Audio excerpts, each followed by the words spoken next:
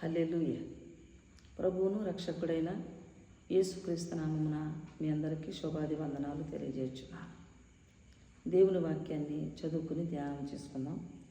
పరిశుద్ధ గ్రంథంలో నుండి సామెతల గ్రంథము 8వ అధ్యాయము 35వ వచనం. నన్ను కనుగొనువాడు జీవమును కనుగొనును, యెహోవా కటాక్షము వానికి కలుగును. దేవుడు పరిశుద్ధ వాక్యము మన వెనుకడిలో దీవించి భద్రపరచునుగాక.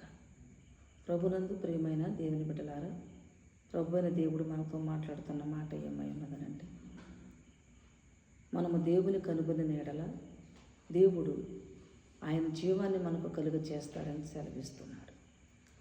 దేవుని యొక్క జీవం అనగా దేవుని యొక్క శక్తి, దేవుని యొక్క బలము, దేవుని యొక్క మహిమ మహత్యం.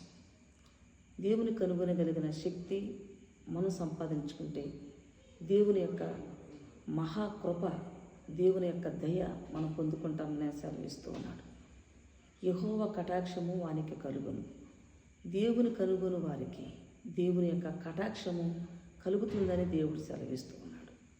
నీవు నేను మనము దేవుని కనుగొని ఆయన జీవాన్ని మనం పొందుకొని దేవుని యొక్క కటాక్షమును, దేవుని యొక్క దయను, ప్రేమను, జాలిని మనం పొందుకుని వారుగా ఉండి దేవుడిచ్చే గొప్ప ఆశీర్వాదాలకు వారసులుగా ఉండాలని ప్రభు పేట తెలియజేస్తూ ఈ వాక్యాన్ని ముగిస్తూ ఉన్నాను.